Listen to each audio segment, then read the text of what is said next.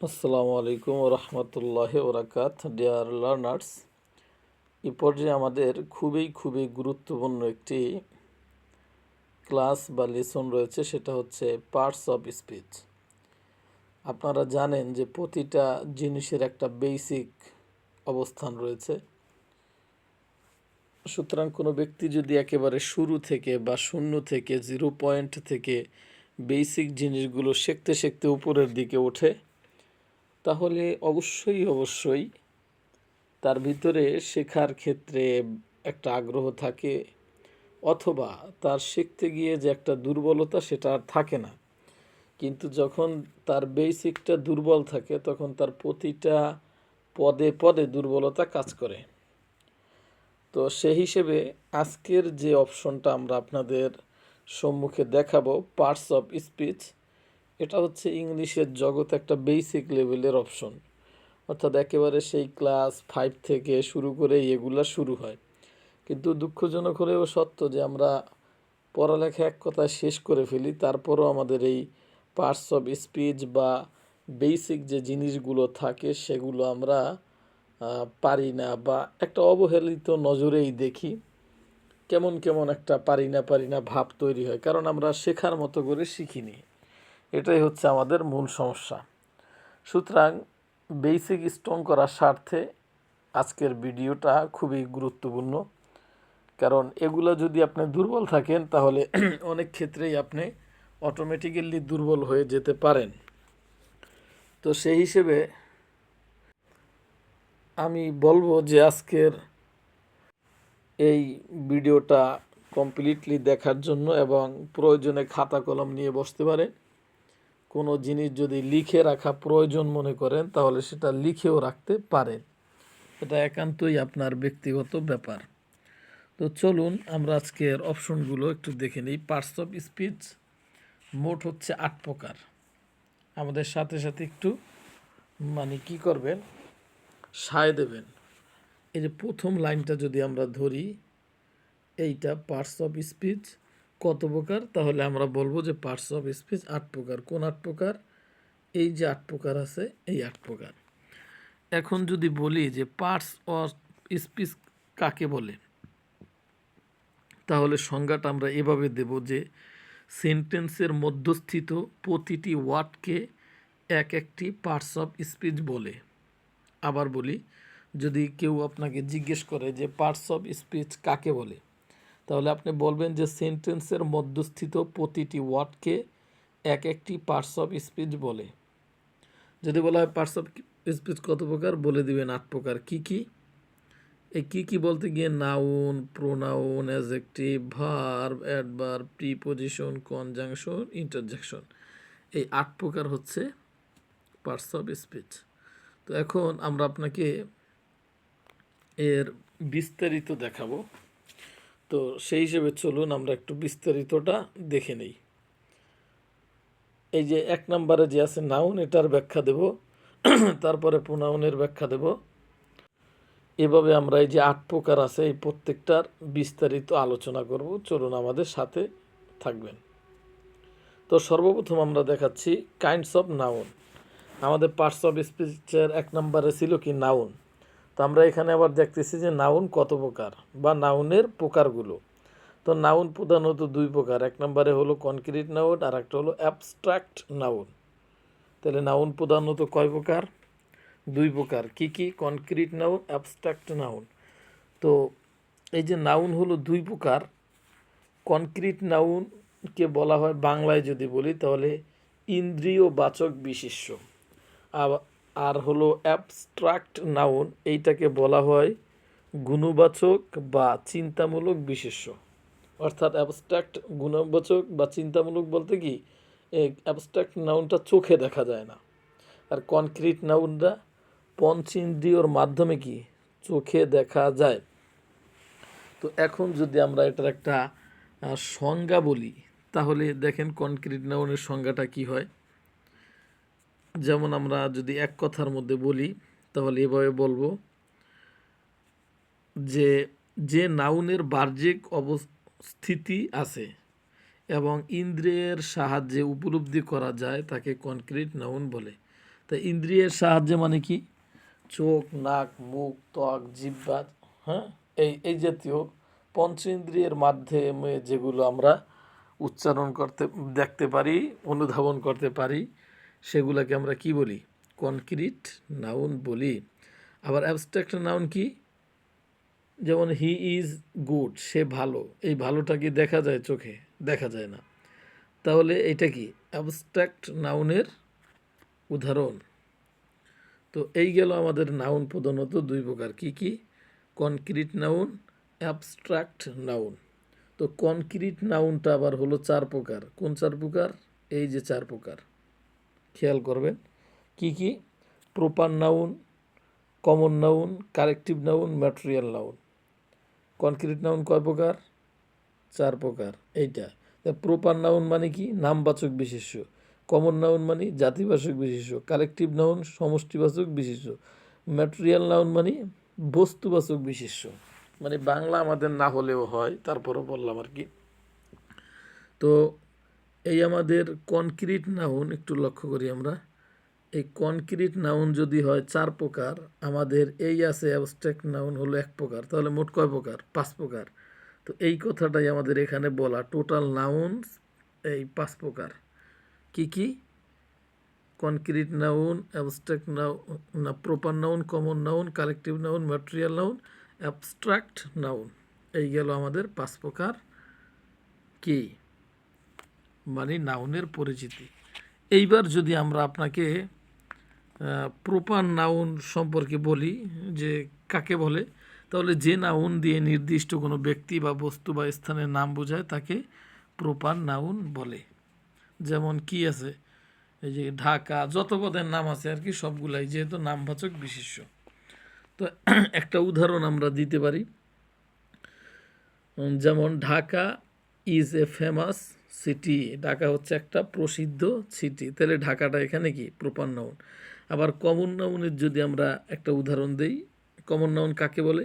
যে নাউন দিয়ে এক জাতীয় ব্যক্তি, বস্তু বা স্থানের প্রতিটির সাধারণ নাম বোঝায় তাকে কমন নাউন বলে।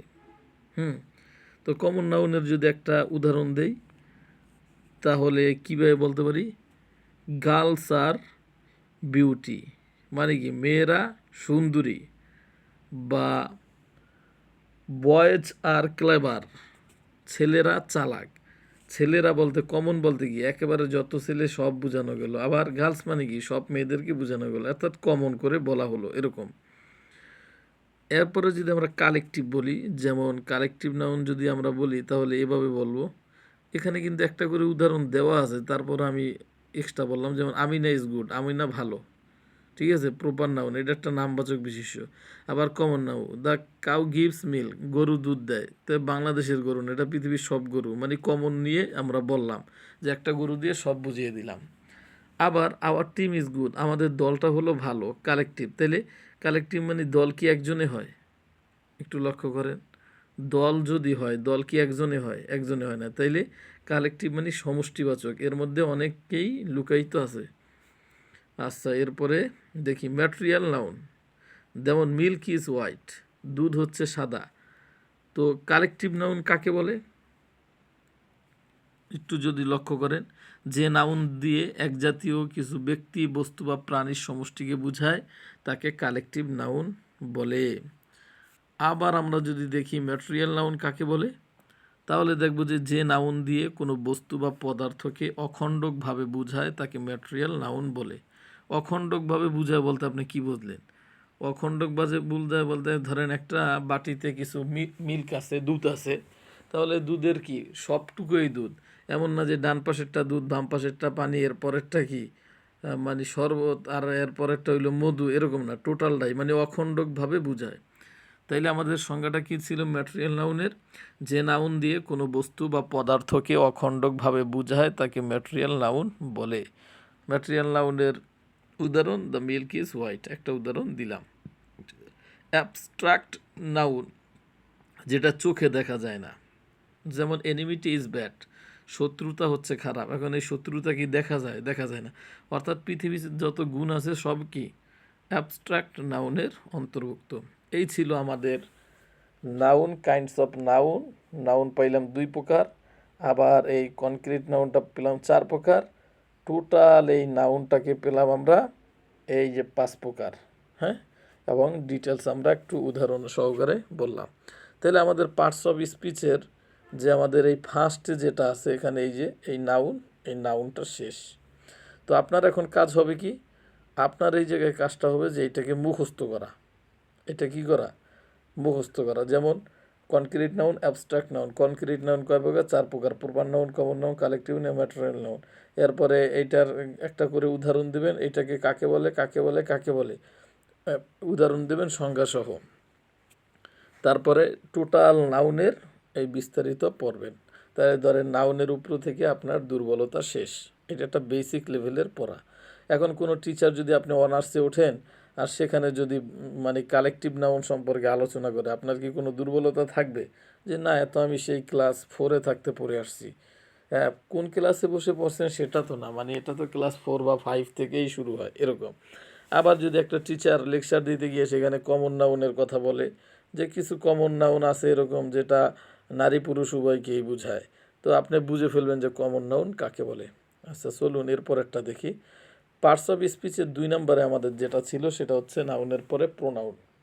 প্রোনাউন কাকে বলে আমরা খুব ভালোভাবেই বুঝি, কারণ যেহেতু আমরা পড়ালেখার সাথে জড়িত সেই হিসেবে প্রোনাউনটা আমরা বুঝি যে নামের পরিবর্তে যা বসে সেটাকে প্রোনাউন বলে। আর যদি একটু ভালোভাবে বলি তাহলে এভাবে বলা লাগে, কোনো সেন্টেন্সে যে ওয়ার্ড কোনো নাউনের পরিবর্তে বসে তাকে প্রোনাউন বলে। যেমন কি বলতে পারি, রহিম ইজ এ গুড বয়। রহিম একজন ভালো ছেলে। He is he is smart also. সে স্মার্টও বটে। তাইলে এই যে রহিমের পরিবর্তে বসছে এটাই কি? প্রোনাউন। তাইলে আমরা যদি প্রোনাউন শিখতে যাই তাহলে প্রোনাউনের আবার অনেকগুলো প্রকারভেদ পাই। অনেক বইতে 8টা দেওয়া, অনেক বইতে 9টা দেওয়া। তাহলে আমরা এখানে সর্বোচ্চ 9টা পর্যন্ত নিয়ে আসছি। তাহলে প্রোনাউন কত প্রকার? বলবেন 8 প্রকার। যদি 8 প্রকার বলে যদি দ্বিধাদ্বন্দ্ব থাকে যার কাছে অ্যান্সারটা বললেন তাহলে বলবেন 9 প্রকার। বা আপনি খোলামেলাও বলতে পারেন যে প্রোনাউন 8 প্রকারও হতে পারে, অনেক বইতে 9 প্রকারও দেখা যায়। তো কি কি pronoun? Personal pronoun, demonstrative pronoun, interrogative pronoun, relative pronoun, indefinite pronoun, distributive pronoun, reflexive pronoun, reciprocal pronoun, possessive pronoun.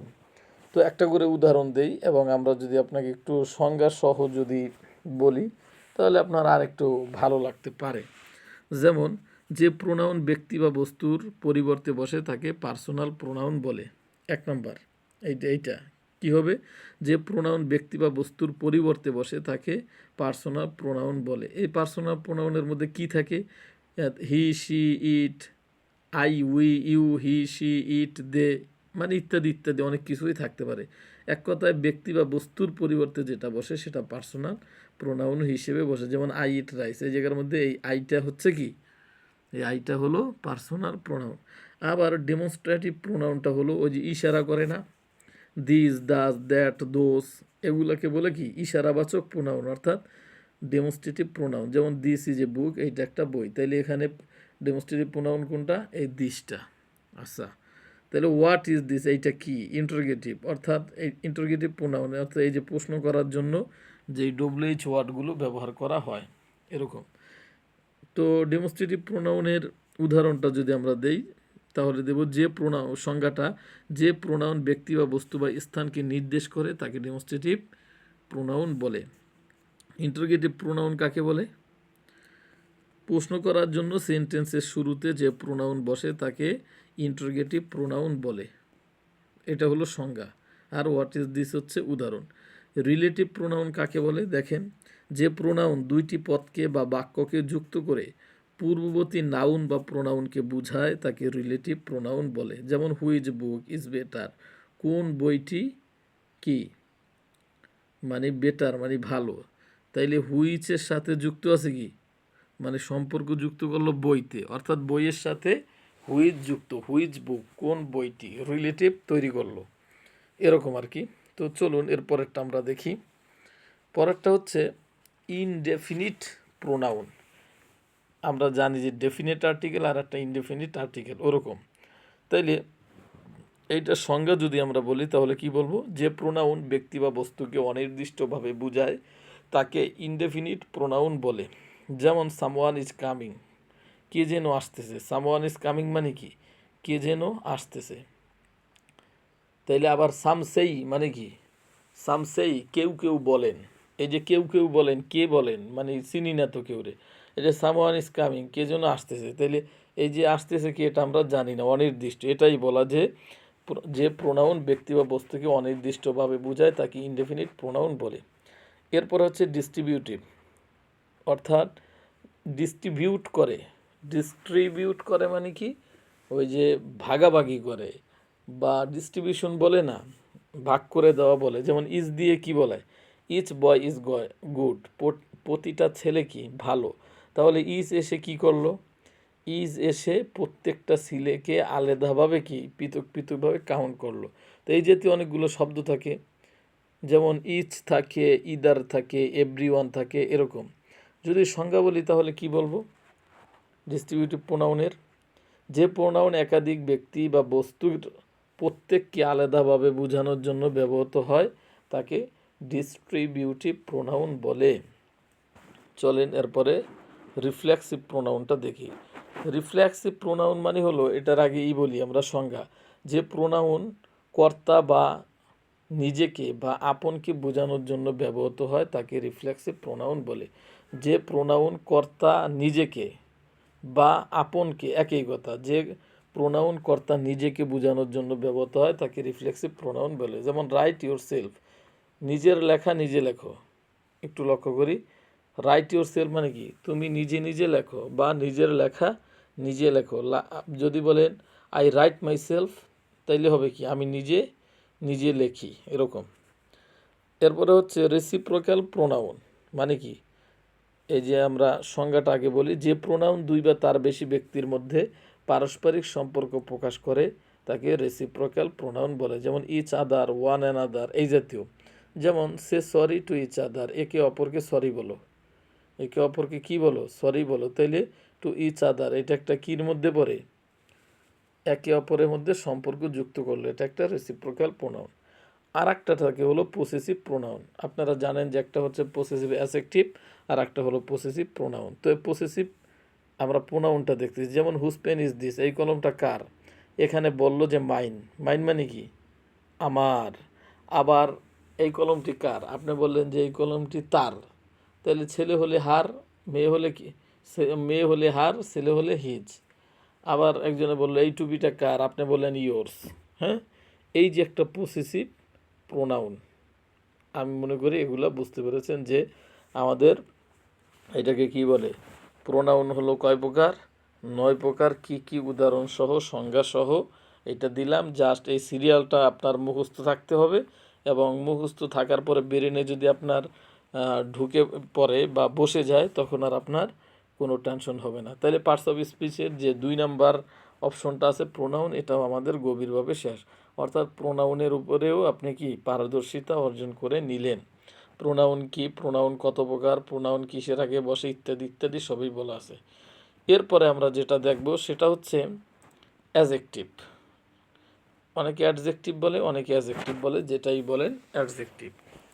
তো এই অ্যাজেক্টিভের কাজটা কি, আমরা যদি আপনাকে বলি যে বিভিন্ন ধরনের গুণ বোঝানোর জন্য আমরা এটা মানে বলে থাকি।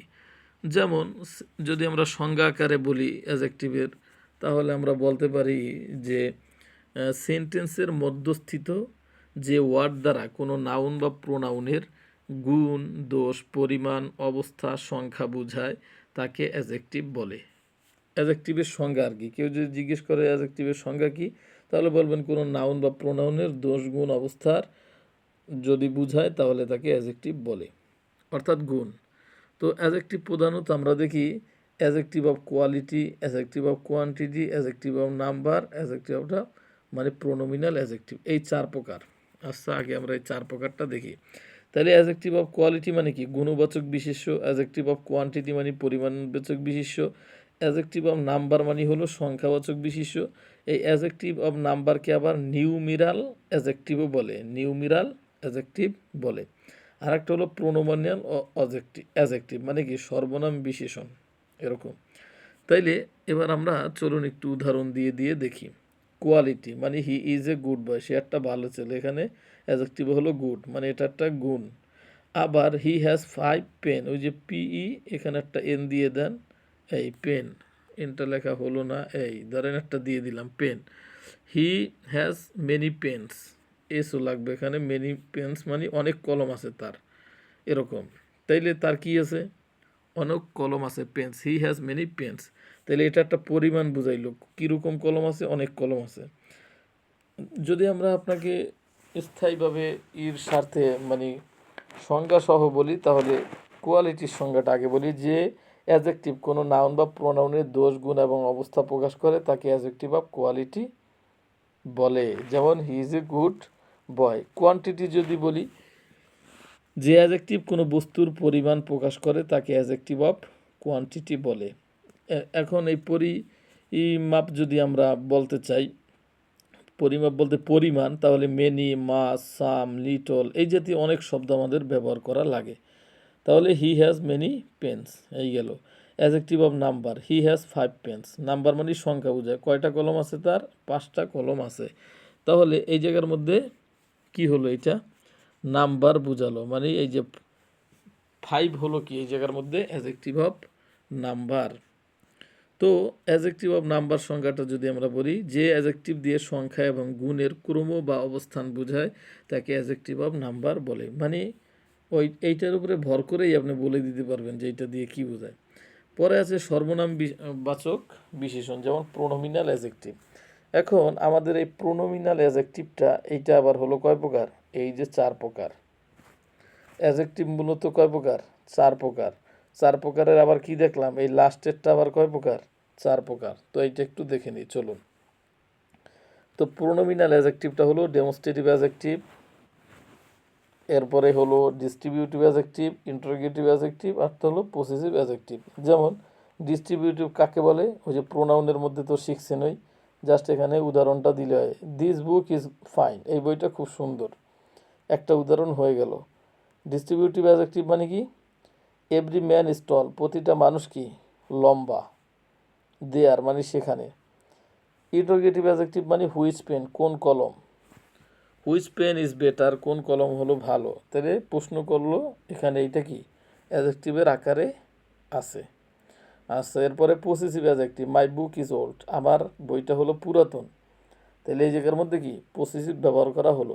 তাহলে ডেমনস্ট্রেটিভ, ডিস্ট্রিবিউটিভ, ইন্টারোগেটিভ, পসেসিভ এগুলা কাকে বলে আমরা কিতে শিখেছিলাম, আমরা এটা শিখেছিলাম হচ্ছে প্রোনাউনের ভিতরে। সুতরাং এখানে আর আমরা কি দিলাম না, ওই সংজ্ঞা টঙ্গার ডিটেলস আর বললাম না, জাস্ট উদাহরণের মাধ্যমেই আপনাকে দেখালাম।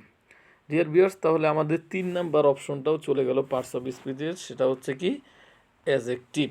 অ্যাডজেক্টিভ কয় প্রকার, 4 প্রকার। কি কি, quality, quantity, number, pronominal. Pronominal adjective আবার কয় প্রকার, demonstrative, distributive, interrogative, possessive. Just একটা করে উদাহরণ দেবেন, সংজ্ঞা এমনিতেই পারবেন সংজ্ঞা। যেমন কোয়ালিটি মানে গুণ, বুঝে ফেলবেন যে কোনো ব্যক্তি বা বস্তুর গুণ। কোয়ান্টিটি মানে পরিমাণ, কোনো কিছুর পরিমাণ, নাম্বার। এক কথায় আপনার এইটা যদি ভালো মুখস্থ রাখতে পারেন, তাহলে জীবনে আর আপনার অ্যাডজেক্টিভের উপরে কোনো দুর্বলতা থাকবে না। সুতরাং এটাও আপনি পারদর্শী হয়ে গেলেন। চলুন এবার আমরা দেখব ভার্বের উপরে। মানে পার্টস অফ স্পিচের 4 নম্বরে যেটা আছে সেটা হচ্ছে আমাদের ভার্ব। কাইন্ডস অফ ভার্বস মানে ভার্বগুলোর প্রকারগুলো এরকম। তাইলে আমরা এই যে কাইন্ডস অফ ভার্বের প্রকার বা ভার্ব কি, এইগুলার উপরে শুধু ভার্বের উপরে একটা লেকচার দেওয়া যায় 1 ঘন্টা ব্যাপী। আমরা অবশ্য এটা দেওয়ার চেষ্টা করব, একটা ভিডিও শুধু ভার্বের উপরে। তো এই জায়গায় বেসিক ক্ষেত্রে আপনাকে জাস্ট একটু ধারণা দেওয়া, এবং যাতে করে ভার্ব কি এবং কীভাবে প্রয়োগ করতে হয় এটা আপনি বুঝতে পারেন। তো সেই হিসেবে আমাদের সাথে থাকেন। আমরা যেহেতু ভার্বের উপরে 1-1.5 ঘন্টা একটা লেকচার দেওয়া যায়, সেটা তো এখানে দিব না, জাস্ট আপনাকে একটু পরিচয় করিয়ে দেওয়া, বেসিকটা আপনাকে ধরিয়ে দেওয়া। তো প্রথম যেটা দেখব হচ্ছে সেটা হলো যে ভার্ব সংজ্ঞা যদি বলি, সেন্টেন্সে ব্যবহৃত যেসব ওয়ার্ড দ্বারা কোনো কাজ করা বোঝায় উহাকে ভার্ব বলে। আবার বলি, সেন্টেন্সে ব্যবহৃত যেসব ওয়ার্ড দ্বারা কোনো কাজ করা বোঝায় তাকে কি বলে, তাকে ভার্ব বলে। তো এই ভার্ব যদি আমরা দেখি তাহলে দেখব যে ভাব প্রকাশ ও অর্থ প্রকাশের দিক থেকে ভার্ব দুই প্রকার। একটু লক্ষ্য করেন, ভাব প্রকাশ করে বা অর্থ প্রকাশ করে, এই দিক দিয়ে হচ্ছে ভার্ব দুই প্রকার। কি কি? একটা হলো ফাইনাইট ভার্ব আর একটা হলো নন ফাইনাইট ভার্ব। একটু লক্ষ্য করি, একটা হলো ফাইনাইট ভার্ব আর একটা নন ফাইনাইট ভার্ব। এই দুই প্রকার ভার্ব কিসের উপরে? অর্থ প্রকাশের দিক থেকে। যেমন ফাইনাইট ভার্ব মানে কি? বাংলায় কি বলে? সমাপিকা ক্রিয়া, অর্থাৎ কাজটা শেষ হয়ে যায়। আর নন ফাইনাইট ভার্ব মানে হলো কি? অসমাপিকা ক্রিয়া। আমরা যদি আপনাকে ফাইনাইট ভার্বের সংজ্ঞাটা বলি, তাহলে এভাবে বলবো, যে ভার্ব দিয়ে, ফাইনাইট ভার্বের সংজ্ঞা, যে ভার্ব দিয়ে কোনো বক্তব্য শেষ হয়ে অর্থ সম্পূর্ণরূপে প্রকাশিত হয় এবং সাবজেক্টের নাম্বার ও পার্সন অনুযায়ী তার রূপও নির্ণীত হয়, তাকে ফাইনাইট ভার্ব বলে। যেমন আই ইট রাইস, ঠিক আছে? এই আই এর জায়গায় যদি আপনি হি দিয়ে দেন, এই যে আইটা আছে এখানে, এই এই এই যে আই আছে, এই আই এর জায়গায় যদি হি দেন, তাইলে এই যে ইট আছে, এই ইট কি এভাবে ইট থাকবে? থাকবে না। এই কথাটাই বলা, যে ভার্ব দিয়ে কোনো বক্তব্য শেষ হয়ে অর্থ সম্পূর্ণরূপে প্রকাশিত হয় এবং সাবজেক্টের নাম্বার ও পার্সন অনুযায়ী তার রূপও নির্ণীত হয়। অর্থাৎ সাবজেক্ট চেঞ্জ করে দিলে ভার্বটাও কি চেঞ্জ হয়ে যায়। যেমন হি যদি দেন, তাহলে কি দিতে হবে? Eats rice. তো এইটাকে বলে হলো ফাইনাইট ভার্ব। যেমন I eat rice. Non finite verb কাকে বলে? একটু লক্ষ্য করি, নন ফাইনাইট ভার্বটা হলো আবার যেটা আর কি, এই জায়গার মধ্যে সাবজেক্ট যদি চেঞ্জ হয়, আমরা একটু মার করে দেখি, এই সাবজেক্ট যদি চেঞ্জ হয় তাহলে ভার্ব চেঞ্জ হবে না। এই জায়গার মধ্যে নন ফাইনাইট ভার্ব কোনটা? এই যে টু প্লে, একটু লক্ষ্য করবেন, টু প্লে হলো নন ফাইনাইট ভার্ব। আগে যদি সংজ্ঞাটা আমরা বলি, তাহলে সংজ্ঞা বলবো এইভাবে, যে ভার্ব দিয়ে বক্তব্য শেষ হয় না এবং সাবজেক্টের নাম্বার ও পার্সন অনুযায়ী যার রূপও নির্ণীত হয় না, তাকে নন ফাইনাইট ভার্ব বলে। অর্থাৎ আপনি যদি এই হির জায়গায়, এই হির জায়গায় যে কোনো সাবজেক্ট দেন, তাহলে এই টুর এখানে কি পরিবর্তন হবে? টু পেলে এটা কি পরিবর্তন হবে? হবে না। তাইলে এই জন্যই আমাদের বলা, যে ভার্ব দিয়ে বক্তব্য শেষ হয় না এবং সাবজেক্টের নাম্বার ও পার্সন অনুযায়ী রূপও নির্ণীত হয় না, তাকে নন ফাইনাইট ভার্ব। যেমন হি ওয়ান্টস টু প্লে, সে খেলতে চায়, তার খেলাটা কিন্তু শেষ হয় না, জাস্ট সে তার বক্তব্য পেশ করছে, সে খেলতে চায়, তো তার খেলাটা শেষ হয়নি, অর্থাৎ অসমাপিকা ক্রিয়াটা এখন তৈরি শেষ হয়নি। অপরদিকে আমরা দেখলাম যে এই হিডা যদি চেঞ্জ করি, তাহলে এই টু পেলে এই জায়গায় কোনো কি হয় না, চেঞ্জ হয় না। তো এইটাই ওখানে বলা, যে বক্তব্য শেষ হয় না এবং সাবজেক্ট ও নাম্বার অনুযায়ী পার্সনের কোনো কি হয় না, পরিবর্তন হয় না। এরপরে আমরা যেটা দেখব সেটা হলো যে অর্থ প্রকাশে ভার্বের সাহায্য দেওয়া এবং নেওয়ার দিক দিয়ে আবার দুই প্রকার। এই দুইটা ছিল হলো ভাব প্রকাশের দিক থেকে। আর এখন যেটা, এই যে দুই প্রকার, প্রিন্সিপাল ভার্ব একটু লক্ষ্য করি, আর একটা হলো অক্সিলারি ভার্ব। এইগুলা হচ্ছে আবার সাহায্য নেওয়া এবং দেওয়ার দিক থেকে দুই প্রকার। যেমন অর্থ প্রকাশে ভার্বের সাহায্য নেওয়া বা না নেওয়ার দিক থেকে ভার্ব দুই প্রকার। কি কি? Principal verb, auxiliary verb. Principal verb কি? হি গোস দেয়ার, সে সেখানে যায়, এখানে কোনো অক্সিলারি ভার্ব দরকার হয় না এই সেন্টেন্সটা তৈরি করতে। আবার হি ইজ গোয়িং দেয়ার, সে সেখানে যাইতেছে, এই জায়গার মধ্যে এই যে ইজ দেখেন, এটা অক্সিলারি ভার্ব, অর্থাৎ এই সেন্টেন্সটা শেষ হওয়ার জন্য আমাদের অক্সিলারি ভার্ব দরকার হয়েছে। ঠিক তেমনিভাবে আমাদের আবার এই যে দুই প্রকার গেল, প্রথম কি, কোন দুই প্রকার? এই দুই প্রকার, পরে গেল এই দুই প্রকার, এখন আছে এই দুই প্রকার। তো লাস্টের এই দুই প্রকার মানেটা কি? এইটা হলো ট্রানজিটিভ ভার্ব আর একটা হলো ইনট্রানজিটিভ ভার্ব। তো ট্রানজিটিভ ভার্ব মানে হলো সকর্মক ক্রিয়া, আর ইনট্রানজিটিভ ভার্ব হলো অকর্মক ক্রিয়া। তো আমরা যদি আপনাকে ট্রানজিটিভ ভার্বের সংজ্ঞাটা বলি, যে ভার্ব কোনো অবজেক্ট বা কর্ম ছাড়াই পূর্ণ অর্থ প্রকাশ করতে পারে, তাকে ইনট্রানজিটিভ ভার্ব বলে। অর্থাৎ ইনট্রানজিটিভ ভার্বের জন্য আমাদের কোনো কি দরকার হয় না, আমাদের কোনো অবজেক্ট দরকার হয় না। যেমন আমরা একটা উদাহরণ নিয়ে আসছি এই জায়গার মধ্যে, ইনট্রানজিটিভ ভার্বের জন্য যে সংজ্ঞাটা আমরা বললাম, যার কি কোনো দরকার হয় না, অবজেক্ট দরকার হয় না। হি ডাইড, সে মরে গেল, তা মরার জন্য কি কিছু দরকার হলো তার? সে মরে গেল। আবার হি ওয়াক্স, সে হাঁটে, আমরা কি বলি? সে কি হাঁটে? অর্থাৎ কি হাঁটে বলে যদি আমরা কোনো কিছু পেতাম সেটা হতো অবজেক্ট। আবার কি মরে যদি আমরা কিছু পেতাম অবজেক্ট, তাহলে সেটা বুঝতে পারতাম যে একটা অবজেক্ট আছে। তো ইন্ট্রানজিটিভ ভার্বটা শেষ হওয়ার জন্য বা প্রতিফলিত হওয়ার জন্য আমাদের কোনো অবজেক্ট দরকার হয় না। কিন্তু ট্রানজিটিভ ভার্বটা যদি আমরা গঠন করতে যাই তাহলে আমাদের কি দরকার হয়? ট্রানজিটিভ ভার্বের জন্য আমাদের দরকার হয় হলো অবজেক্ট। যেমন আই ইট রাইস, আমি ভাত খাই। যেমন এই রাইসটা যদি এখানে না থাকতো তাহলে আই ইট, আমি খাই। সবাই প্রশ্ন করতো কি খান, তো কি খান বলতে গেলে আমাদের একটা অবজেক্ট লাগে, হয়তো ভাত খাই বা রুটি খাই, যে কোনো একটা খাই তো খাই। তো এই হিসেবে বলা যে ট্রানজিটিভ ভার্ব সবসময় অবজেক্ট লাগে সংগঠিত হতে, আর ইনট্রানজিটিভ ভার্ব সংগঠিত হতে অবজেক্ট লাগে না। এই হলো আমাদের ট্রানজিটিভ এবং ইনট্রানজিটিভ ভার্বের মানে অবস্থা। তো ইনট্রানজিটিভ ভার্বের সংজ্ঞাটা যদি আবার বলি, যে ভার্ব কোনো অবজেক্ট ছাড়া বা অবজেক্টের সাহায্য নিয়ে সম্পূর্ণরূপে ট্রানজিটিভ ভার্বটা একটু লক্ষ্য করি, যে ভার্ব কোনো অবজেক্টের সাহায্য নিয়ে সম্পূর্ণরূপে অর্থ প্রকাশ করে তাকে ট্রানজিটিভ ভার্ব বলে। তো আপনি শর্টকাটের মধ্যে পার্টস অফ স্পিচের এই 4 নাম্বারটার উপরেও কি পারদর্শী হয়ে গেলেন যদি এতটুকু মনে রাখতে পারেন। আগেই বললাম ভার্বের এতটুকুই ক্ষেন্ত না, শুধু এই ভার্বটার উপরেই 1 ঘন্টা একটা লেকচার দেওয়া যায়। বেসিকটা আপনাকে ধরিয়ে দিলাম, বাকি ভার্বের উপরে আমরা ভিডিও দিতে পারি, বলা যায় না। তো চলুন এরপরেরটা হলো অ্যাডভার্ব। এটা খুবই খুবই গুরুত্বপূর্ণ অ্যাডভার্বটা। চলুন দেখে আসি। তো অ্যাডভার্ব এইটা আবার দেখেন, আমরা একটু আপনাকে দেখাই। এটা হলো আমাদের পার্টস অফ স্পিচের 5 নাম্বার সিরিয়ালে অ্যাডভার্ব। অ্যাডভার্ব কিটা, অ্যাডভার্ব কাকে বলে এইটা আগে আমাদের শোনা উচিত। যেমন সেন্টেন্সে মধ্যস্থিত যেসব ওয়ার্ড ওই সেন্টেন্সের ভার্ব বা অ্যাডজেক্টিভকে মডিফাই করে বা অবস্থা বোঝায় তাকে অ্যাডভার্ব বলে। একটু লক্ষ্য করি অ্যাডভার্ব কাকে বলে। সেন্টেন্সের মধ্যস্থিত যেসব ওয়ার্ড ওই সেন্টেন্সের ভার্ব এবং অ্যাডজেক্টিভের অবস্থা বোঝায় বা ভার্ব এবং অ্যাডজেক্টিভকে মডিফাই করে তাকে অ্যাডভার্ব বলে। কথা বুঝে আসছে?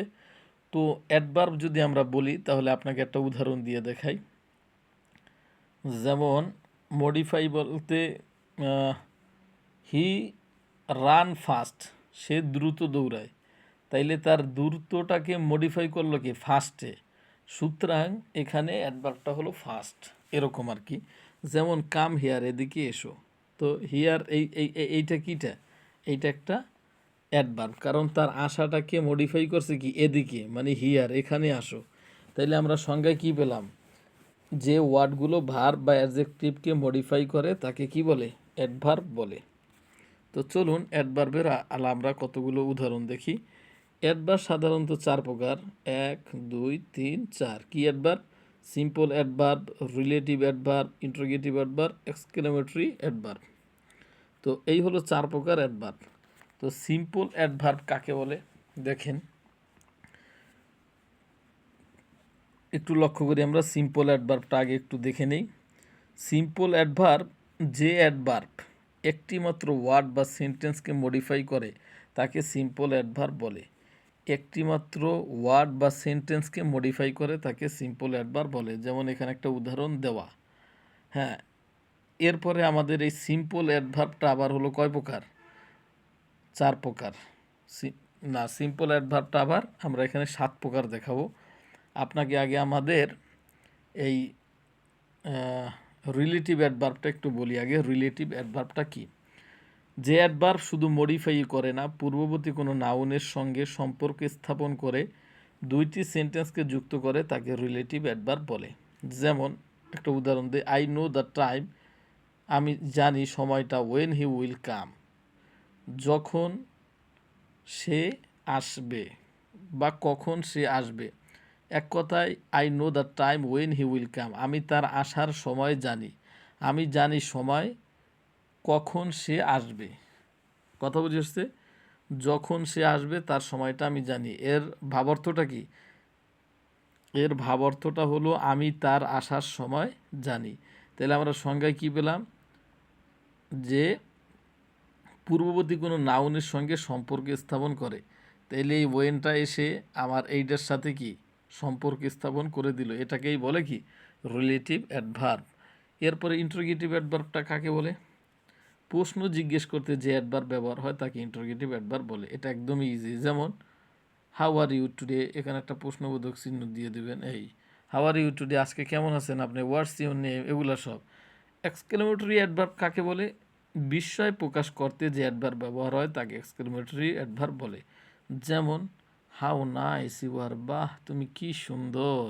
হ্যাঁ, এই যে আশ্চর্য আশ্চর্য কথা বলে, এটাকেই কি বলে? এক্সক্লেমেটরি অ্যাডভার্ব বলে। তো আমরা এই 4 প্রকার সংজ্ঞা বললাম। এখন আপনাকে দেখাবো যে এই সিম্পল অ্যাডভার্বটা আবার কি, কত প্রকার। চলুন সিম্পল অ্যাডভার্বটা দেখে নিই। তো সিম্পল অ্যাডভার্ব আবার 7 প্রকার, অনেক প্রকার হতে পারে, আমরা 7 প্রকার পর্যন্ত নিয়ে এসেছি খুঁজে, যতটুকু আমাদের সাধ্যে ছিল। অ্যাডভার্ব অফ টাইম, অর্থাৎ যেই অ্যাডভার্ব দিয়ে কি বোঝায়, সময় নির্দেশ করে। যেমন টুডে, নাও, দেন। টুডে দিয়ে একটা বাক্য তৈরি করতে পারবেন না? অবশ্যই পারবেন। যেমন আমরা উদাহরণ দিলাম না, জাস্ট মানে শব্দ কয়টা আনলাম, যে অ্যাডভার্ব অফ টাইম, টাইম হওয়ার জন্য কি শব্দ, জাস্ট 3টা আনলাম, এরকম সাথে সাথে থাকতে পারে। যেমন টুডে ইজ মাই বার্থডে, আজকে হলো আমার বার্থডে। তাইলে এই আজকে কথাটা কি অ্যাডভার্ব অফ টাইম। আবার অ্যাডভার্ব অফ প্লেস, জায়গা বোঝায়, হিয়ার, দেয়ার, নিয়ার, এরকম। কাম হিয়ার, এখানে এসো, এই যে হিয়ারটা কি অ্যাডভার্ব অফ প্লেস, একটা জায়গা বোঝানো হয়েছে। অ্যাডভার্ব অফ ম্যানার, ম্যানার মানে কি ধরন বা কোয়ালিটি। কোন কোয়ালিটিতে।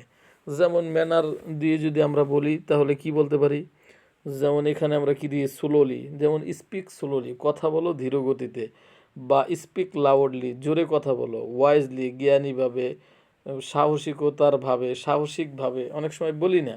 তাহলে অ্যাডভার্ব অফ ম্যানার, অথবা গুণ বুঝায়, কোয়ালিটি বুঝায়, এরকম। স্লো মানে কি ধীর, একটা কি অ্যাজেক্টিভ। তো এইটা আবার আইওয়াই যুক্ত করে কি হয়ে যায়, অ্যাডভার্ব হয়ে যায়। অ্যাজেক্টিভের সাথে লাস্টে মানে এলওয়াই যুক্ত করে কি হয়, অ্যাডভার্ব হয়। তাহলে এক ম্যানার অর কোয়ালিটি। আবার কোয়ান্টিটি অর ডিগ্রি, পরিমাপ বুঝায়, যেমন মোর, মাছ, টু, লিটল, এরকম। ঠিক আছে। তা মাছ দিয়া বলতে পারবেন না how much oil is in the পট, মানে পাত্রের মধ্যে কতটুকু তৈল আছে, এরকম। তাইলে মোর, মাছ, এগুলো adverb of quantity or degree, যেটাকে আমরা পরিমাপ বুঝি। Adverb of cause and effect, মানে কারণ বুঝাইতে যেগুলো ব্যবহার করা হয়। যেমন why do you go there, তুমি সেখানে যাও কেন, হেন্স, এরপরে হলো কি ওয়ার ফোর, যেথায়, এরকম। অর্থাৎ কারণ উদ্ঘাটন করতে যে শব্দগুলো আমরা ব্যবহার করে থাকি। অ্যাডভার্ব অফ নাম্বার, যেমন এখানে ওয়ান্স, টুয়াইস, অফেন, অনলি, এরকম। যেমন আমরা উদাহরণ দিতে পারি কেমনে, একদা দিয়া, ওয়ান্স আপন এ টাইম, কোনো এক সময়। তাহলে ওয়ান্সটা কি অ্যাডভার্ব অফ নাম্বার। বা আমরা কি বলি এই টুয়াইস, থ্রাইস, আমরা বলি না এ প্লাস বি, হ্যাঁ, thrice A square plus B, thrice A B plus B square, এরকম বলি না। তাহলে এগুলো হচ্ছে কি নাম্বার, টুয়াইস, থ্রাইস, হ্যাঁ, ওয়ান্স, অনলি, এরকম। তো এরপরে নাম্বার যেটা দেখবো অ্যাডভার্ব অফ অ্যাফার্মেশন, এই যে অ্যাফার্মেশন অথবা নেগেশন। অ্যাফার্মেশন তো বুঝেন হাবাচক, নেগেশন মানে নাবাচক। অর্থাৎ ইয়েস, নো, এগুলো বলি না। ইয়েস কি একটা অ্যাডভার্ব, নোর কি একটা অ্যাডভার্ব, পারহাপ মানে কি সম্ভবত, শিওরলি, নিশ্চিতভাবে। তো এগুলাকে বলে হচ্ছে হাবাচক বা নাবাচক অ্যাডভার্ব। তো এই ছিল আমাদের অ্যাডভার্ব। ডিয়ার ভিউয়ার্স, অনেকগুলো আমরা দেখলাম। তো আপনার কাজটা কি হবে, আপনি সর্বপ্রথম অ্যাডভার্ব কত প্রকার ও কি কি পড়বেন। এরপর পারলে একটু ছোট করে সংজ্ঞা দিয়ে দিবেন। সংজ্ঞাটা আমাদের বেশি ইম্পর্টেন্ট না, ইম্পর্টেন্ট হলো যে বুঝছেন কি না এইটা।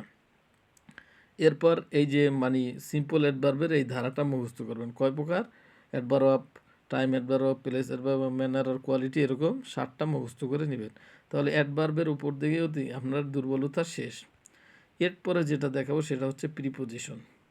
খুবই খুবই গুরুত্বপূর্ণ এই যে প্রিপোজিশন। আমাদের পার্টস অফ স্পিচের 6 নম্বরে যেটা আছে সেটা হলো প্রিপোজিশন। তো এই প্রিপোজিশন কয় প্রকার, প্রিপোজিশন হচ্ছে 7 প্রকার। এই যে 7 প্রকার কি কি, simple preposition, double preposition, compound preposition, phrase preposition, participle preposition, ডিসগুইসড preposition, detach preposition. তো সিম্পল প্রিপোজিশন মানে কি? সিম্পল, ওই যে এখানে ইন মানে কি একটা প্রিপোজিশন দিয়া, there is no money in my pocket, আমার পকেটে কোনো কি নেই, টাকা নেই। আবার ডাবল মানে দুইটা, ইন একটা প্রিপোজিশন, টু একটা প্রিপোজিশন, দুইটা মিলে হয়েছে একটা, এই জন্য এটাকে বলা হয় কি? ডাবল। যেমন হি ইন্টার্ড ইনটু দ্য রুম, হ্যাঁ, সে রুমে প্রবেশ করলো। কম্পাউন্ড, আবার এখানে দেখেন কম্পাউন্ডের ব্যাপার কি? এখানে শব্দটা আগে ছিল হচ্ছে এই যে বাই সাইড, বাই সাইড, ঠিক আছে, কিন্তু উচ্চারণ করতে ভেজাল, এই জন্য বিদেশিরা কি বলে? বিসাইড, অর্থাৎ পরিবর্তন হয়ে যেটা আসছে সেটা। তাহলে এটাকে কি বলে? কম্পাউন্ড, মানে কি? Compound preposition. যেমন সিট বিসাইড অফ মি, আমার পাশে বসো, এরকম। বিসাইড হিম, তার পাশে, সিট বিসাইড হিম, তার পাশে বসো। ফ্রেজ মানে ফ্রেজ প্রিপোজিশনের মতো ব্যবহার করে। যেমন there is a garden in front of our school, আমাদের স্কুলের সামনে কি আছে? একটা বাগান আছে। তাইলে এই যে সামনে ইন ফ্রন্ট অফ একটা ফ্রেজ প্রিপোজিশন হয়ে গেল, তাকে এইটাকে কি বলে? ফ্রেজাল প্রিপোজিশন, এরকম বলে। পার্টিসিপল কি? রিগার্ড একটা ভার্ব, এইটা এমনভাবে এখানে আসছে যেটা প্রিপোজিশনের স্থানে রয়েছে। যেমন রিগার্ডিং দ্য ব্যাপার, ম্যাটার, মানে ব্যাপারটার বিষয়, এরকম। আবার ডিসগুইস্ট, এই যে ওটা যে দেখেন এখানে, এই যে ওটা আছে, এটা কিন্তু ও না, এটা হলো অফ, অফ ক্লক, 5 o'clock। তো এই জায়গায় ওই যে একটা, এটাকে কি বলে? অ্যাপোস্ট্রফি চিহ্ন বলি, বা আমরা অক্ষর বিলুপ্তি করার জন্য যে চিহ্নটা বলি আমরা, সেইটা বলি, যেটাই বলি, ওইটা এসে কিন্তু ওখানের এফ যে অক্ষরটা ছিল ওটাকে দূর করে দিল। এই জন্য এটা এখানে ছদ্মবেশে বসে আছে, যার কারণে ডিসগুইস্ট বলা হয়।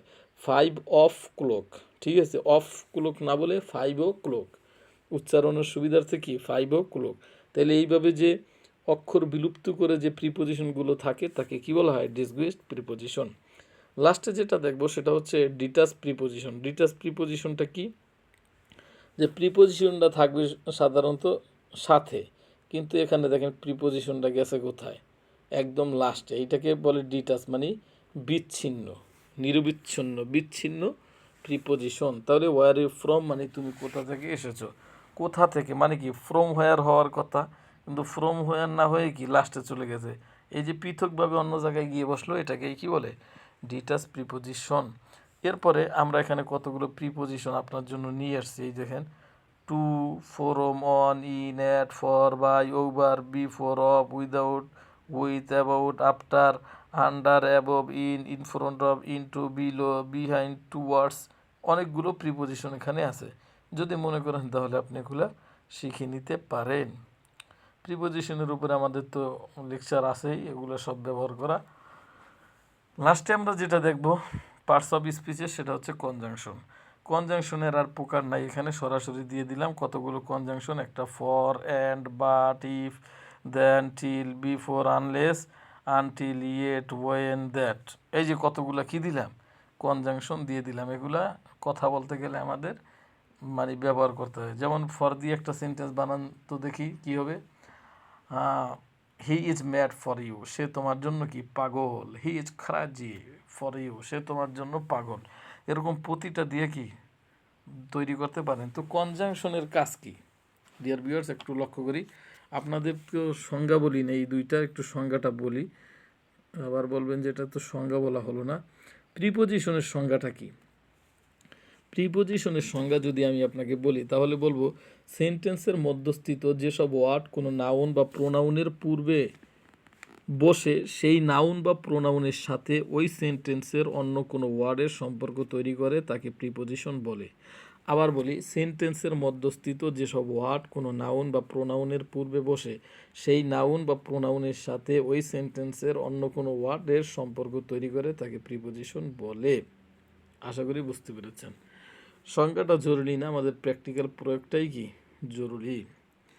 তো এরপরে যেটা বলতেছিলাম যে কনজাংশন, কনজাংশনটা যদি আমরা দেখি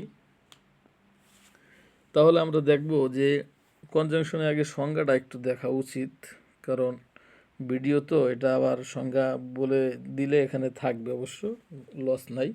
যে ওয়ার্ড কোনো দুই বা ততোধিক সেন্টেন্সকে যোগ করে তাকে কনজাংশন বলে।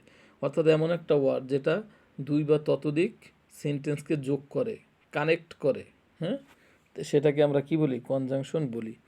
এর পরে আছে ইন্টারজেকশন, অর্থাৎ আশ্চর্য বা বিস্ময় প্রকাশ করার জন্য যে অব্যয়গুলো আমরা ব্যবহার করি, যেমন হুররা, হাস, ব্রেবো, সেইম, ফাই।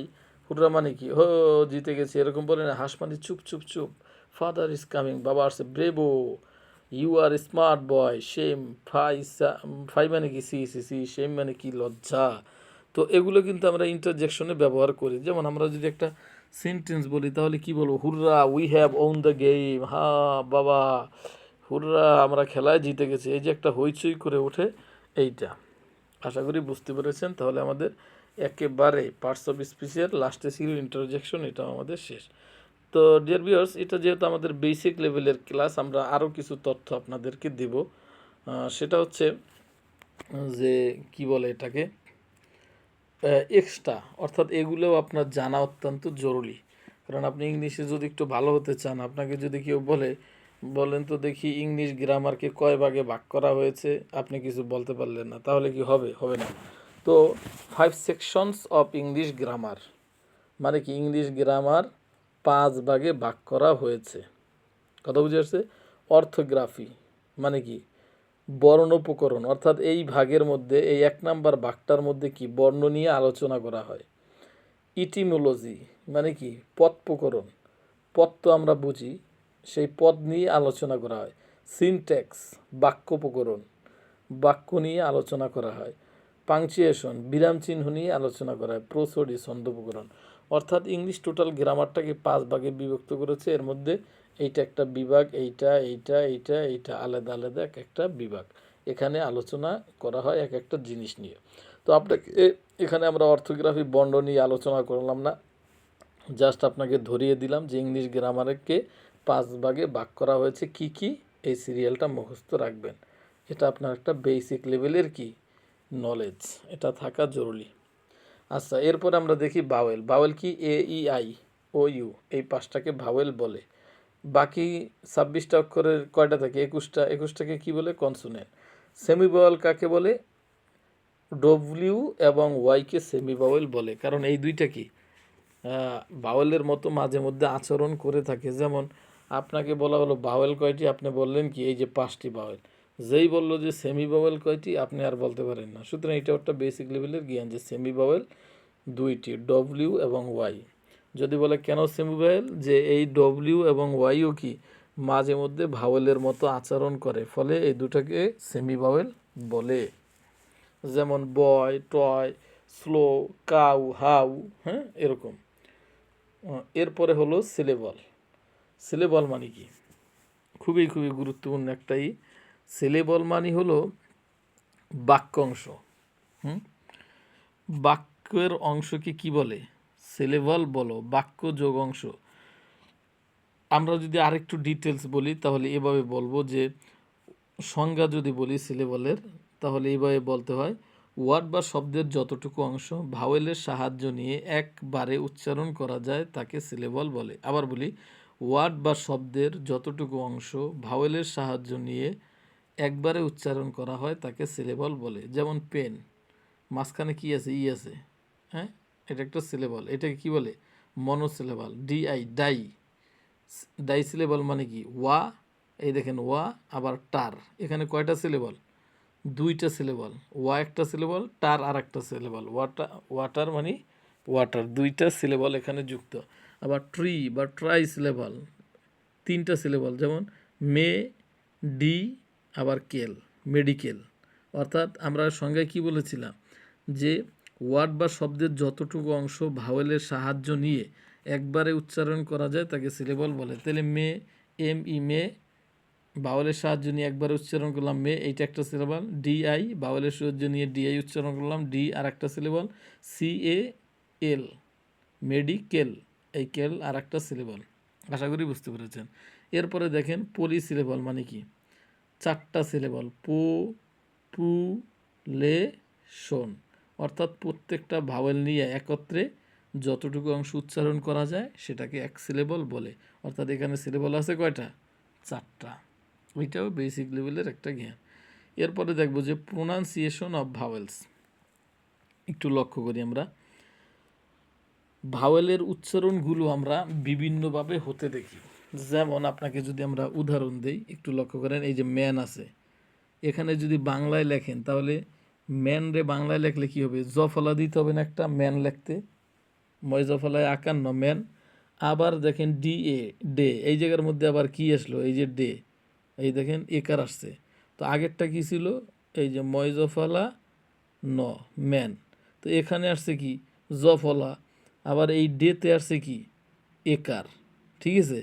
আবার এই যে জার মানে কি? কলসি। এখানেও আসছে কি? এ, কিন্তু এই জায়গার মধ্যে আবার কি হয়ে গেল? জয়াকার রজার। এখানে আসছে কি? এই আকার। তাইলে এই যে আবার এখানে হইলো এ আছে, এখানে বলছে কল, ক ল কল। এখানে এর উচ্চারণ কি? অ। ঠিক আছে। কল মানে অল, এরকম। তাইলে এই যে মনে করেন চারোটা মানে শব্দের মধ্যে আছে এ, কিন্তু এক একটার উচ্চারণ এক এক রকম। কোনোটা জফলা, কোনোটা আকার, কোনোটা একার, কোনোটা অ। এগুলাকে বলে হচ্ছে সাউন্ড বলে। এগুলাকে কি বলে? এগুলাকে বলে হচ্ছে সাউন্ড। যেমন এখানে আমাদের সাউন্ড কয় প্রকার?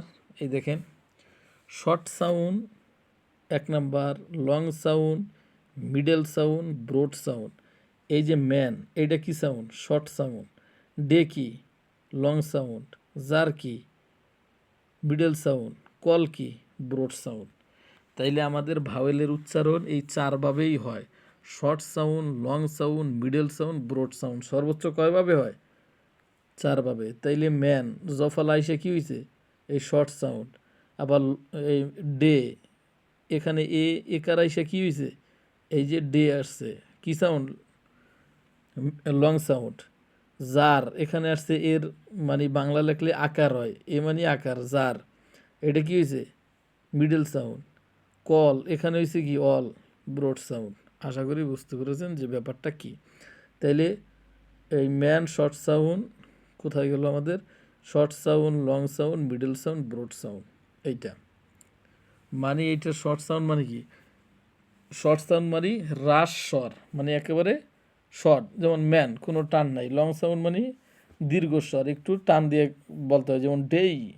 আবার মিডল সাউন্ড মানে কি? একটু মধ্যস্বর, যেমন জার। আবার আর একটা হলো কি? ব্যাপক স্বর, খল। আশা করি বুঝতে পেরেছেন। তাইলে এই ভাওয়েলের 4টা উচ্চারণ কি কি উচ্চারণ? শর্ট সাউন্ডে জফলা, লং সাউন্ডে একার, মিডল সাউন্ডে আকার, আর লাস্টে অ। এ আইসা এখানে হয়েছে অ। ঠিক তেমনিভাবে ইর আবার 3টা সাউন্ড আছে কি? Bed, BED, bed. এখানে হয়েছে কি? একার, বয়কার, বেড। এইটা হয়েছে কি? এই যে শর্ট সাউন্ড। সি, এই জায়গার মধ্যে আবার কি আছে? এই যে সি, এইটা আবার কি হয়েছে? Long sound. আবার হার, এখানে ইটা হয়েছে কি? হয়াকার হার, এইটা আবার কি? Middle sound. এখানে যেরকম জার হয়েছিল, এই জার, এখানে আবার আকার। তো এইভাবে করে আমাদের বিগ, লাইক, বাইট মানে কি? Short sound, long sound, middle sound. Dog, go, look, love, short sound, long sound, middle sound, broad sound. এরপরে হলো বাট, ইউজ, পুট। আবার ইউ একটা ভাওয়েল না? এই ভাওয়েলের 3টা সাউন্ড কি কি? Short, long, middle. এই হলো আমাদের সাউন্ড পরিচিতি ছিল। চলুন এরপরে আমরা একটু দেখে নিই, আর বেশি নাই, কয় মিনিট অলরেডি? 53 মিনিট হয়ে গেল। চলুন দেখি ডিপথং। ডিপথংটা মানে হলো যৌগিক স্বর। যৌগিক স্বর মানে হলো 2টা ভাওয়েল নিয়ে তারপরে একটা সাউন্ড হয়। ঠিক আছে। যেমন রেইন, রয়কার রসাই ন রেইন, বাংলায় লিখলাম রেইন। তো এই যে একার, এই একারটারে ভাঙাইয়ে লিখলে কি হয়? এই এ হয়। কথা বুঝে আসছে? আর এইটা কি হয়? এই রসাই, রসাই আবার হইল ভাঙাইলে হয় এইটা, এই রস্বীকার বলি না, সেইটা হয়। তাইলে এই আবার রস্বীকারে ভাঙাইলে কি হয়? রসাই হয়। তাইলে এখানে কি হলো? এ রসাই এই, অর্থাৎ এই রেইন। এই যে এ আই আর মিললে কি হইল? এই হলো। আশা করি বুঝতে পেরেছেন। তাহলে আবার ই এ এইটা মিললে কি হলো? হার্ট। হয়াকার হার্ট মানে কি? এখানে ই এ আইসা হয়েছে আকার। এই যে দুইটা দুইটা করে ভাওয়েল এসে যে উচ্চারণটা হয় মিট, এখানে আবার কি আসছে একটু লক্ষ্য করেন, মিট আসছে।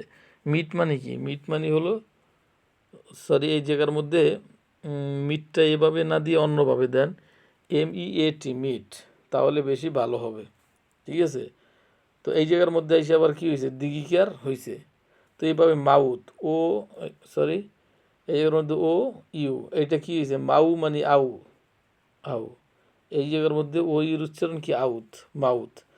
তো rain, heart, meet, mouth, goat, lie, nice, liar, boil, কচ, ডুয়াল, বিউটিফুল, এগুলা হলো ডিপথং বা যৌগিক স্বর। দুইটা দুইটা ভার্ব নিয়ে, সরি ভাওয়েল নিয়ে একটা উচ্চারণ। এখানে এখানে এ ইর ইটা কি হলো? এই জায়গার মধ্যে ই এর উচ্চারণ হলো এই জায়গায় হইলো হার্ট মানে আ, এই জায়গার মধ্যে বি মানে রস্বাই, এই জায়গার মধ্যে আউ, মাউথ মানে আউ, গোট এখানে হলো ওকার, এই যে ওকার, ওকার। এবারে লাই মানে আই, নিস মানে কি? দিগিকার যেটা আসে সেইটা, বয়েল মানে ওয়েল, কস মানে ওয়াস, ডুয়েল মানে কি? ডিওয়াল মানে উচ্চারণ কি? ইউয়া, এরকম। বিউটি মানে বিউটিফুল, এর উচ্চারণ হলো EAU, ইউ, বিউ। চিন্তা করছেন এখানে তিনটা ভাওয়াল এসে কি আসছে? ইউ হয়েছে। আশা করি বুঝতে পেরেছেন। চলুন এরপর একটু দেখে নিই পার্টস অফ সেন্টেন্স। একটা সেন্টেন্সের দুইটা অংশ থাকে, কি কি? Subject, predicate. প্রেডিকেটের আবার দুইটা অংশ থাকে, একটা হচ্ছে ভার্ব আর একটা হলো অবজেক্ট। একটা সাবজেক্টের কয়টা অংশ? দুইটা, সাবজেক্ট, প্রেডিকেট। প্রেডিকেটের কয়টা অংশ? Verb, object. Classification of sentence মানে কি? সেন্টেন্সের প্রকারভেদ। আমরা জানি সেন্টেন্স কয় প্রকার? 5 প্রকার। একটু লক্ষ্য করি সেন্টেন্স কয় প্রকার, অর্থগতভাবে কয় প্রকার? অর্থগতভাবে আমরা জানি যে সেন্টেন্স হলো 5 প্রকার। আর গঠনগতভাবে আবার কয় প্রকার? গঠনগতভাবে আবার আমরা জানি 3 প্রকার। তো এখন আমরা অর্থগতভাবে, মানে অর্থগত বলতে ভাব প্রকাশের দিক থেকে সেন্টেন্স মোট 5 প্রকার: assertive, interrogative, imperative, optative, exclamatory. তো অ্যাসার্টিভ সেন্টেন্স কাকে বলে? আমরা কোনো ঘটনাকে স্বাভাবিকভাবে প্রকাশ করার জন্য যেসব সেন্টেন্স ব্যবহার করি তাকে অ্যাসার্টিভ সেন্টেন্স বলে। যেমন আই ইট রাইস, আমি ভাত খাই। ইন্টারোগেটিভ সেন্টেন্স কাকে বলে? একটু একটু সংক্ষেপে ধারণা দিয়ে দেই। বক্তা অন্য কারোর নিকটতে কোনো কিছু জানার জন্য যেসব সেন্টেন্স ব্যবহার করা হয় তাকে ইন্টারোগেটিভ সেন্টেন্স বলে। যেমন হোয়াটস ইউর নেম, তোমার নাম কি? ইম্পারেটিভ সেন্টেন্স কাকে বলে? কোনো ব্যক্তি অন্য কোনো ব্যক্তিকে আদেশ, নির্দেশ, নিষেধ, উপদেশ, অনুরোধ, পরামর্শ, প্রস্তাব দিতে যেসব সেন্টেন্স ব্যবহার করে তাদেরকে ইম্পারেটিভ সেন্টেন্স বলে, অর্থাৎ আদেশ করে। যেমন গো টু স্কুল, স্কুলে যাও। স্ট্যান্ড আপ, দাঁড়াও, এরকম আছে না? ডু দ্য ওয়ার্ক, কাজটি করো। আবার অপটেটিভ সেন্টেন্স মানে কি? খুবই খুবই গুরুত্বপূর্ণ, দোয়া করা। কোনো বক্তা তার মনের ইচ্ছা, আকাঙ্ক্ষা, কামনা, বাসনা প্রকাশ করতে এবং প্রার্থনা করতে যেসব সেন্টেন্স ব্যবহার করে তাদেরকে অপটেটিভ সেন্টেন্স বলে। যেমন মে আল্লাহ ব্লেস ইউ, আল্লাহ আপনার মঙ্গল কামনা করুক। অথবা may our president live long, হ্যাঁ, may you be may you be happy, তুমি সুখী হও। এই যে দোয়া করে, এটাকে অপটেটিভ সেন্টেন্স বা আশীর্বাদমূলক সেন্টেন্স বলে। এরপরে হচ্ছে এক্সক্লেমেটরি সেন্টেন্স। এইটা আবার কি? মনের দুঃখ, আনন্দ, আবেগ, বিস্ময়, হতাশা, ঘৃণা, অনুতাপ প্রকাশ করার সময় যেসব সেন্টেন্স ব্যবহার করা হয় ওইগুলোকে এক্সক্লেমেটরি সেন্টেন্স বলে। যেমন ফাই, হোয়াট সেইম, সি সি সি, কি লজ্জা। আবার hurrah, we have won the game, আমরা খেলায় জিতেছি। এই জাতীয় যে এগুলা আছে। তো আমরা ভাব প্রকাশের দিক থেকে সেন্টেন্স কয় প্রকার পেলাম? 5 প্রকার: assertive, interrogative, imperative, optative, exclamatory. এগুলো মুখস্থ রাখবেন, অন্যথায় আপনার দুর্বলতা প্রকাশ পাবে। আর একটা use of please and kind, এটা ব্যবহার। এই প্লিজটা আপনার বাক্যর শেষেও ব্যবহার করতে পারেন, শুরুতেও ব্যবহার করতে পারেন, কিন্তু এই কাইন্ড এইটা শুধুমাত্র আপনি শুরুতে ব্যবহার করতে পারবেন। কাইন্ডটা আপনি শেষে ব্যবহার করতে পারবেন না। প্লিজ দোনো জায়গায় ব্যবহার করা যায়, শেষে এবং প্রথমে, কিন্তু এই কাইন্ডটা শুধুমাত্র শেষে ব্যবহার করা যায়। আশা করি বুঝতে পেরেছেন। এরপরে দেখাই নাম্বার। তো নাম্বারটা আমাদের, এই নাম্বার দিয়ে আমরা এটা শেষ করব। একটু লক্ষ্য করি, নাম্বার মানে বচন, হ্যাঁ, সিঙ্গুলার নাম্বার, প্লুরাল নাম্বার, এক বচন বহু বচন। যেমন আমরা সাধারণত এস যুক্ত করে কি, এস যুক্ত করে আমরা প্লুরাল বানাই। যেমন পেন আছে, পেন্স দিয়ে দিলাম, তাহলে কি হলো কলম, কলমগুলো। আবার এখানে দিয়ে দিলাম কি, লাস্টে একটা এস আছে, একটু লক্ষ্য করি, বাস, আমরা দিয়ে দিলাম কি বাসেস। লাস্টে যদি একটা এস থাকে তাহলে আমরা কি দিয়ে দিলাম, ওইভাবে বচনটাকে আমরা আমাদের মতো নির্ণয় করে নিলাম। অর্থাৎ এই যে বাস, একটু লক্ষ্য করি, লাস্টে কিন্তু একটা এস আছে, ঠিক আছে? তাই লাস্টে একটা এস যদি থাকে কোনো শব্দের শেষে, তাহলে আমরা লাস্টে ইএস যুক্ত করে প্লুরাল বানিয়ে দিতে পারি। এই যে দেখেন, ইএস যুক্ত করে প্লুরাল দিয়ে দিলাম। যেমন বাস একটা গাড়ি, বাস, বাসেস, এরকম। আবার লাস্টে যদি দুইটা এস থাকে, এই যে এস মানে কি গাদা, এস এস গাদাগুলো, দুইটা এস থাকলে লাস্টে ইএস দিতে পারি। আবার এস এস যদি থাকে লাস্টে, দেখেন ফিশ, লাস্টে কি আছে এস, সরি এইটা দিয়ে এস এস, লাস্টে কি আছে এই দুইটা, তাইলে লাস্টে ইএস দিয়ে আমরা কি দিতে পারি, প্লুরাল তৈরি করে দিতে পারি। আবার দেখেন ফক্স, লাস্টে আছে কি এই এক্স, আমরা ইএস দিয়ে প্লুরাল করে ফক্সেস। আবার লাস্টে আছে কি এই যে জেট, আমরা ইএস দিয়ে প্লুরাল করে দিলাম। আবার ব্রাঞ্চ, এই দেখেন এখানে সিএইচ আছে কি, সিএইচ দিয়ে দিলাম কি ইএস, লাস্টে ব্রাঞ্চেস। আবার স্টোমাক, সিএইচ এসে এখানে কি আছে কর উচ্চারণ, এই যে স্টোমাক, লাস্টে কি আছে ক, তাহলে সিএইচের উচ্চারণ যদি ক হয় তাহলে লাস্টে আমরা শুধু এস দিলেই হয়, যেমন স্টোমাক্স।